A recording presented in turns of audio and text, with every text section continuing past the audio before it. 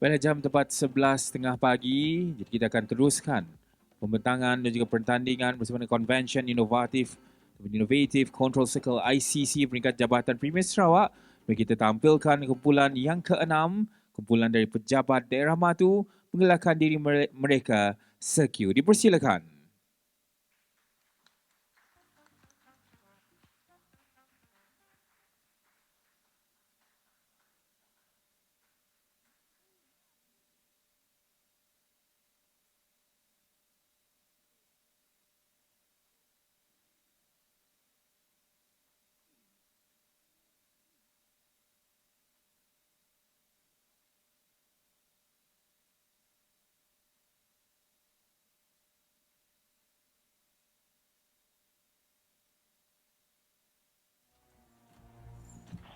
Come out, wherever you are.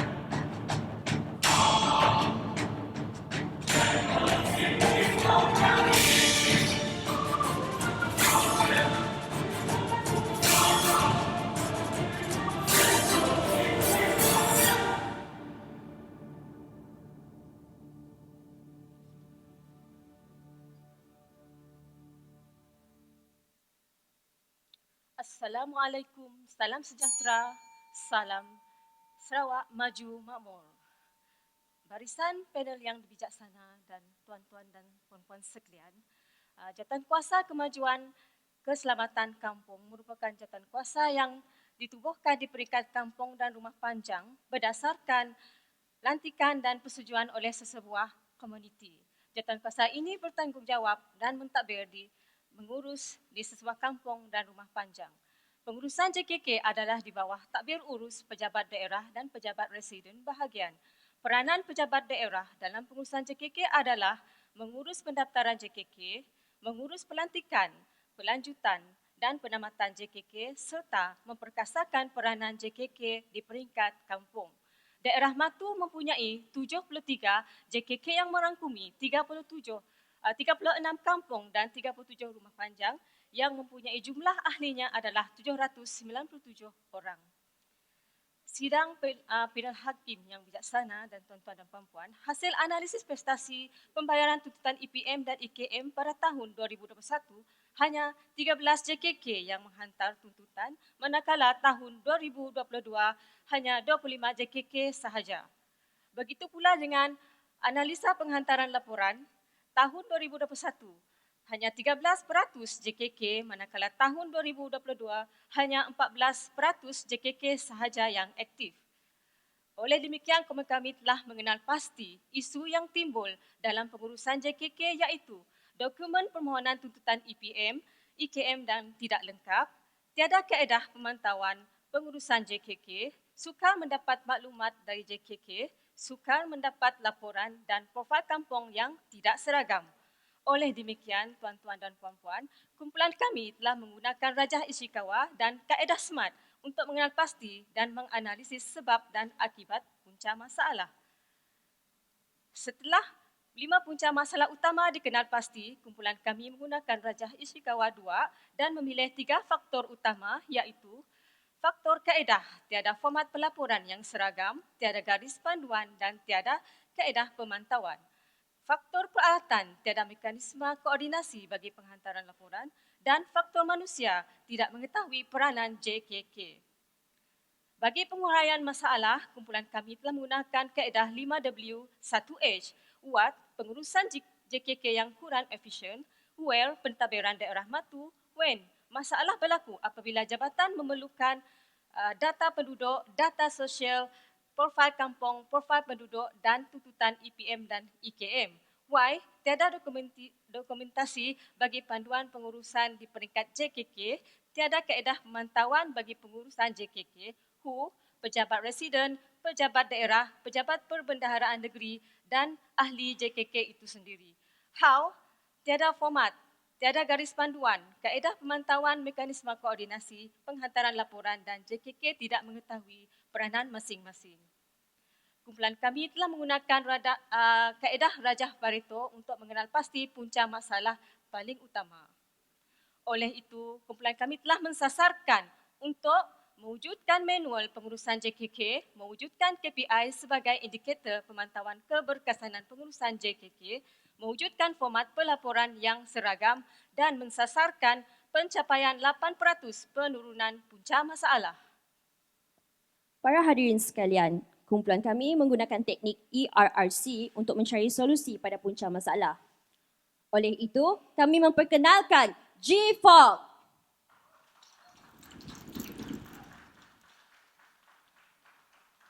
GFOG merupakan manual pengurusan JKKK yang boleh digunakan oleh semua ahli JKK, tidak kira pengurusi setiausaha tetapi semua ahli JKKK.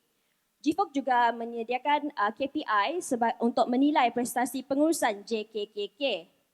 GFOG juga mengandungi fungsi dan peranan JKKK, proses kerja, borang, format pelaporan, profil penduduk, profil kampung dan senarai semak yang seragam. GFOG juga menyediakan template, minit mesyuarat, template profil kampung dan pelan kemajuan kampung. Untuk melestarikan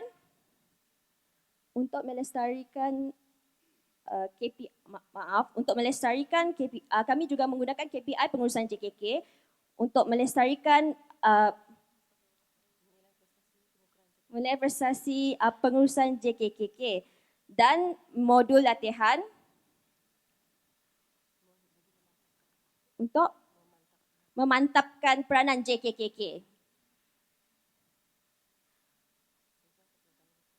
Bagi verifikasi solusi, kumpulan kami menyasarkan ahli JKK di daerah Matu dan pegawai memproses di pejabat daerah Matu. Kami juga melakukan pelaksanaan uji cuba dengan meminta kebenaran daripada meminta kelulusan daripada residen bahagian muka. Dan daripada itu, kami mengambil sampel sebanyak 18 JKKK sebagai sampel uji cuba. Dan kami juga telah melakukan verifikasi solusi bersama unit pentadbiran untuk agar JFOG tidak bercangkah dengan mana-mana pekeliling semasa. Dan kami juga telah melakukan sesi taklimat pengurusan JKK bersama ahli JKK sebagai tindakan perkongsian di lapangan. Okey, tuan-tuan dan puan-puan. Selepas uji cuba, kumpulan kami telah berjaya mencapai sasaran sebanyak 100% bagi mewujudkan manual pengurusan di peringkat JKKK, mewujudkan KPI bagi penilaian pengurusan JKKK dan mewujudkan format pelaporan yang seragam. Kumpulan kami juga telah berjaya mencapai sasaran untuk mengurangkan punca masalah kepada 90% melebihi sasaran asal sebanyak 80%. Seterusnya, hasil dari uji coba juga prestasi penghantaran laporan telah meningkat sebanyak 50%. Hasil penggunaan JFOG telah memberi kesan yang ketara kepada penjimatan masa dan penjimatan logistik apabila JKK tidak lagi perlu berulang-alik hanya untuk menghantar laporan mahupun tuntutan elawan pengendalian mesyuarat dan elawan kehadiran mesyuarat. Bayangkan tuan-tuan dan puan-puan, satu perjalanan menelan belanja sebanyak RM1,560 semata-mata hanya untuk menghantar laporan. Oleh itu, selepas uji coba, kumpulan kami telah menambah baik projek dengan menghasilkan pelaporan yang lebih seragam dan sistematik dengan menggunakan kaedah pelaporan secara digital dengan menggunakan Google Sheets dan Google Document. Selanjutnya, hasil daripada penggunaan pelaporan secara digital membantu menjibatkan ruang penyimpanan sedia ada di pejabat yang semakin membebankan dengan penambahan dokumen setiap tahun. Penghasilan solusi JFOG telah memberi kesan yang ketara besar kepada jabatan, iaitu mampu meningkatkan produktiviti jabatan apabila pegawai dapat menyalurkan maklumat dan data yang lebih sahih serta proses kerja yang lebih sistematik, memudahkan tabik urus JKK di pejabat daerah matu dan seterusnya melahirkan JKK yang lebih kompeten dan boleh menjadi rakan strategik utama. JKK yang kompeten seterusnya akan memberi impak kepada rakyat di mana JFOG mampu untuk membantu memantapkan tabik urus pembangunan di peringkat kampung atau rumah panjang, seterusnya mewujudkan kepercayaan rakyat kepada pemimpin akar umbi dan membantu menyalurkan bantuan yang lebih berkesan untuk kebajikan penduduk. Impak kepada pemegang taruh, JKK yang kompeten boleh menyampaikan polisi kerajaan dengan lebih berkesan kepada penduduk, membantu memudahkan perancangan pembangunan serta mencapai aspirasi kerajaan untuk menjadi negeri maju menjelang 2030 dengan mendukung strategik teras utama dalam PCDS 2030 dengan mengoptimalkan aset dan modal insan dengan menjadikan JKK sebagai rakan strategik utama, pemantapan penggunaan digital dengan meningkatkan literasi digital di kalangan ahli JKK serta keterangkuman sosial apabila JKK yang kompeten boleh membantu dalam perancangan pembangunan. Oleh itu, tuan-tuan dan puan-puan, projek ini tidak akan berhenti setakat di sini sahaja. Projek ini akan dilestarikan dengan mengadakan sesi penyeragaman bersama 415 JKK di bahagian Mukah yang telah diluluskan oleh residen bahagian Mukah pada 10 Ogos 2023. Perancangan seterusnya adalah bagi mencipta aplikasi penghantaran laporan dan profil kampung secara digital. Sebelum mengakhiri, saksikan testimoni pengguna JFOG. Memang sangat berguna lah, memang sangat berfaedah bagi kami orang. Memandangkan kami orang tu mungkin dari zero ke berapa lah. Kami sebelum tu mungkin cerita apa-apa tentang JKK tu, ya bagi kami memang sangat membantu. Yang paling mantap. Bukan kami yang mana, kami yang mantap pengguna. Di depan itu pun kami juga, karena itu paling mantap. Dengan satu panduan tu, kita dapat ada jawatan kuasa yang bekerja. Contoh itu. Dengan taklimat ini banyak memberi pengetahuan kepada KK, pada usaha di KK ada. Kita mempunyai bantuan yang beragam dan boleh digunakan di masa-masa yang akan datang. Dan diharap dari sponsor ini dan taklimat ini akan diteruskan dari semasa ke semasa. Itu komen daripada saya. Okay, terima kasih. Quality Is our entity. Terima kasih Bulan Security Pejabat Daerah Matu dan selanjutnya tepukan sesi soal jawab kepada dua panel penilai kita. Dipersilakan. Okey, tahniah kepada kumpulan CQ tadi daripada Pejabat Daerah Matu di atas pembentangan projek yang diperkenalkan GFOC. Berdasarkan pembentangan yang dibuat, so inovasi ini dia lebih kepada mewujudkan garis panduan fail orang kampung yang sebelum ini tidak ada kan. Ya, betul. Dan selain daripada itu ada pendekatan secara digital juga yang digunakan oleh Pejabat Daerah Batu dari segi submission of document kan, secara betul. online Ya. yang mana perkara tersebut merupakan perkara yang perlu dipantau lah oleh Pejabat Daerah Matu dari segi pelaporan. Cuma bagi saya projek ini dia quite straightforward juga. Cuma dari segi apa tu, kalau berdasarkan problem statement ni pengurusan ya, sebab saya ambil tajuk ni sebagai mungkin problem statement yang cuba diketengahkan, pengurusan JKKK yang kurang efisien di daerah Matu. Apa perkara utama yang selalu yang tidak efisien tu? Sebab tadi ada sebut banyak perkara yang mungkin terlalu banyak, jadi yang menjadi fokus utama dia dan apa yang perlu dipantau dan dicapai oleh Pejabat Daerah Matu itu sendiri kalau boleh cuba bagi penjelasan yang lebih jelas lah. Dan kalau berdasarkan indikator ni juga, maksudnya tadi ada cuba tunjukkan lah, maksudnya peningkatan tu dari segi submission of ini kan. Maksudnya selain daripada benda-benda tu, ada tak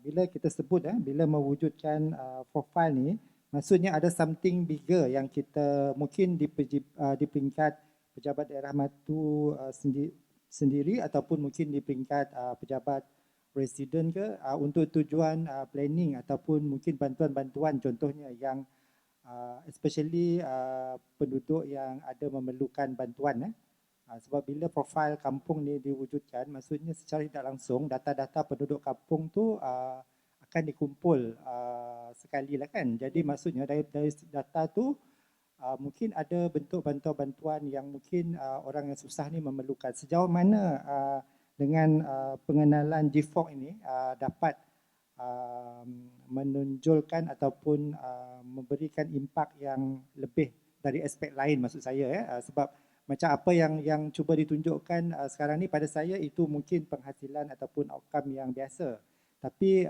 beyond that apa lagi yang boleh dihasilkan dengan pengenalan GFOC ini yang mungkin dalam pembentangan peserta tadi tidak ditonjolkan. Jadi kalau boleh bagi penjelasan lah. Dan kalau sekiranya memang tak ada, mungkin dalam ini boleh jadikan sebagai penambahbaikan lah untuk masa akan datang. Okey, terima kasih daripada Tuan Panel. Jadi untuk projek kumpulan kami iaitu memperkenalkan manual pengurusan JKK ini adalah manual pengurusan ini akan menjadi dokumen rujukan utama kepada JKKK. So apa-apa maklumat ataupun peranan JKK ini adalah sangat penting di peringkat akar umbi. Maksudnya apa-apa maklumat di peringkat kampung sama ada dari segi maklumat penduduk, jumlah penduduk ataupun jumlah ibu tunggal ataupun jumlah yang menerima bantuan termasuk sekali di dalam profil kampung. Jadi kalau ada profil kampung yang lengkap dan maklumat yang lengkap, kita akan memperolehi data daripada profil kampung ataupun profil penduduk. Sebagai contoh, kalau kita ada bantuan bencana, contohnya sebagai untuk bantuan, pemberian bantuan, kita akan merujuk kepada profil penduduk dan profil kampung. Sebagai contoh, semasa musim COVID kita memberikan bantuan iaitu BKSS kepada penduduk. Jadi kita menggunakan data profil penduduk untuk memberikan bantuan mengikut bilangan ahli dalam isi rumah setiap rumah. Jadi apabila data sedia ada, jadi kita memudahkan pengurusan di peringkat kita untuk mengenal pasti berapa jumlah yang boleh diberikan untuk sebuah kampung. Okey, data juga, contoh-contoh data profil penduduk yang lengkap akan membantu dalam pemberian projek. Jadi maksudnya kita boleh mengenal pasti penduduk yang memerlukan bantuan ataupun kita boleh mengenal pasti usahawan-usahawan kecil yang berada di kampung yang memerlukan bantuan.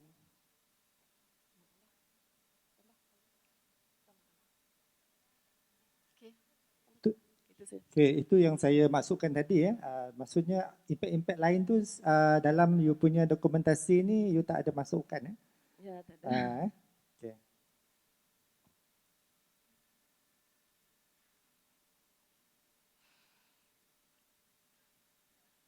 Assalamualaikum, salam Sarawak Maju Makmur kepada kumpulan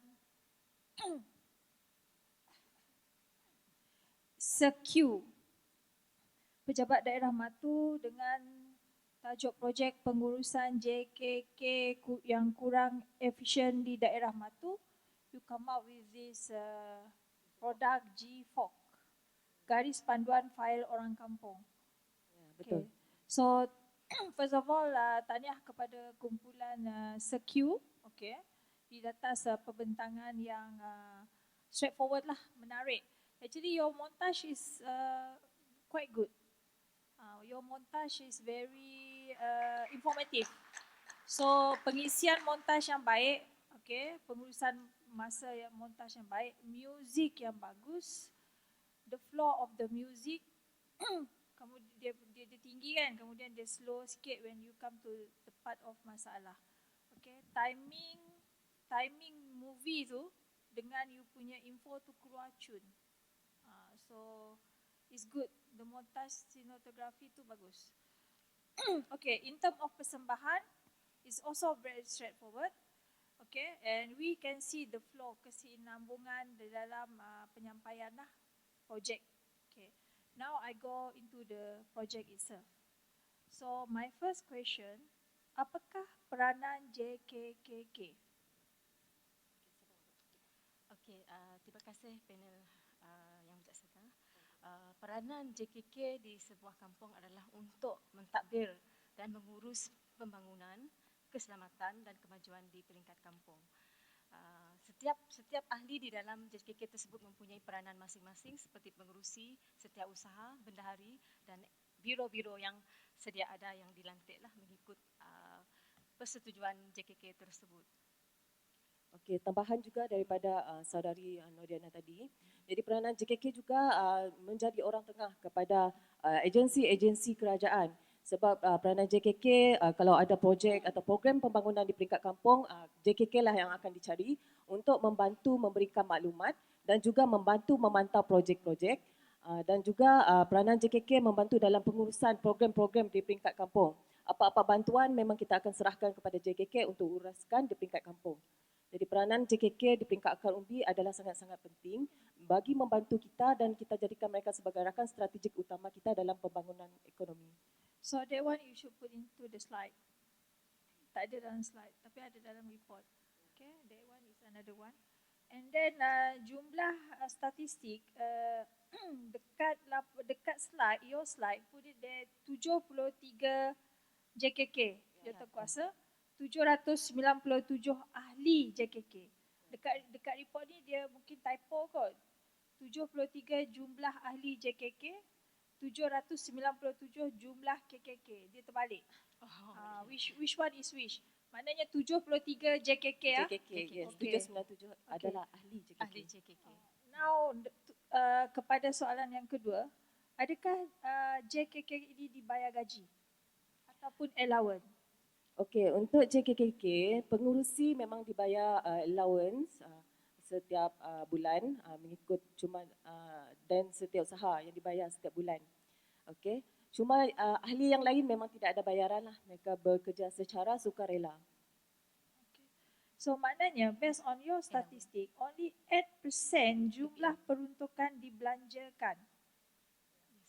8% saja. 8% untuk allowance pengendalian mesyuarat. Maksudnya sekiranya mereka mengendalikan mesyuarat, mereka boleh membuat tuntutan untuk pengendalian mesyuarat. Jadi 8% maksudnya hanya 13 JKK sahaja yang berjaya membuat tuntutan. Jadi untuk membuat tuntutan, dia menggunakan dokumen yang sangat banyak. Okey, itu adalah kriteria yang ditetapkan oleh pihak Jabatan Perbendaharaan. Jadi untuk memenuhi kriteria ini, pihak JKK perlu mengemukakan minit mesyuarat dan tanda tangan yang original yang mesti bertype sebab Treasury memang menggalakkan di type lah untuk setiap nama sebab kita untuk memastikan setiap ahli JKK yang menuntut itu adalah ahli JKK yang sebenar, yang dilantik. Maknanya pengurusi JKK sahaja dibayar gaji. Ya, dengan setiausaha, allowance, dibayar allowance. Okay, now I think somewhere here, JKK yang aktif itu berapa persen? Kalau ikutkan kalau merangkumi keseluruhan JKK 73, kami dapati hanya 34% saja yang aktif. Cuma kami untuk projek ini kita cuma menggunakan 18 JKK saja untuk sampel uji coba. Ya. What I want to go di manakah arah yang saya nak sebut ni adalah pembayaran gaji JKK even though tak aktif, gaji dia masih dibayar. Ya, betul. Yes, that one you have to set the criticalness of the problem statement. So maknanya how many does JKK dilantik, dibayar tetapi tidak menjalankan atau melaksanakan peranan mereka sebagai pengurusi JKK. Okey, betul. Okay, betul lah. Ya, betul. So that one you should put inside your report. And then your sampling is only consists of 24%. 25. 18 out of 73. So that is you punya sampling is quite macam sampel dia tak cukup strong. Kumpulan kami mengambil kira keupayaan untuk kami mengadakan uji coba lah. Sebab untuk uji coba, kumpulan kami perlu mengadakan taklimat dan menerangkan apakah isi kandungan GFOG. Jadi kami mempunyai halangan ataupun kekangan dari segi pertama adalah dari segi bajet lah. Sebab untuk pergi ke kawasan N43 dan kawasan N53 menelan belanja sehingga RM1,560 tadi untuk satu perjalanan sahaja. Kalau ulang alik 2 kali ganda lah. Maksudnya sekarang ni untuk mengira dari segi keupayaan kami hanya mengambil 18 sampel saja untuk buat masa inilah. Okay. And then you have to emphasize that only 8% peruntukan yang dibelanjakan. Maknanya it's a lot JKK out of 73 itu tidak aktif. Okay. And then laporan yang diperlukan yang kalau saya lihat laporan ada laporan buku muka surat 45 ada 4 iaitu mesyuarat agung, profil penduduk, profil kampung dan juga plan tindakan kemajuan kampung. Jadi 4 laporan yang perlu dikemukakan oleh setiap JKK. Ya, betul. Okey, dalam tempoh setahun. Dalam satu. So daripada tahun 2021 kemudian dia ada peningkatan sedikit daripada ke 2022 dan sejak pelaksanaan GFOG 2023 it increased to 89%. Betul? Untuk mesyuarat agung lah maksud saya. Dia increase kepada dia ada increasement. Okay. Now, that is the 4 laporan, 4 jenis laporan yang mesti JKK hantar. Ya, betul. Kepada pejabat daerah. Kepada pejabat daerah. Okay. Setiap tahun. Setiap tahun. Ya. Untuk mesyuarat agung tahunan setiap tahun dan mesyuarat JKK 6 kali setahun. Okay. So maknanya out of the 73 tu hanya 16 sahaja yang saya refer kepada mesyuarat agung hanya ada 16 sahaja yang melaksanakan mesyuarat agung. Ya, betul. Sebab ada yang kalau kami setelah membuat siasatan jugalah kumpulan kami telah mengenal pasti 16 JKK ni adalah 16 JKK yang boleh membuat minit mesyuarat dan membuat dokumen dengan lengkap. Dan manakala JKK yang lain, kebiasaan masalah yang kami hadapi bila mereka datang dan bila kita buat teguran, biasanya mereka susah untuk datang balik untuk hantar dokumen yang lengkap. So my advice to you, that one should be as your punya sasaran lah. Peningkatan peratus pengemukaan laporan daripada JKKK. That is sasaran yang boleh diukur. Okay, because I look into your report, tak ada, you tidak meletakkan apa-apa sasaran. You tidak meletakkan apa-apa sasaran. So that is part of you punya sasaran project. So since ada G4, then pengemukaan laporan daripada JKK meningkat daripada berapa persen ke berapa persen. That is you punya sasaran. Okay. So, okay, my question, the last question, how do you measure the impact social through this inovasi G4 ni? Macam mana kumpulan mengukur impak sosial? Okay, untuk impak sosial, kumpulan mengira dari segi pelaksanaan keberkesanan program-program yang dilaksanakan oleh ahli JKK dan juga penghantaran penyaluran bantuan serta pelaksanaan program-program ataupun yang dilaksanakan secara rasmi di peringkat kampung.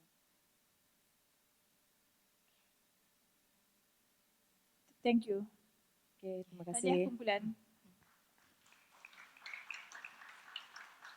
Terima kasih kumpulan Secure Pejabat Daerah Matu.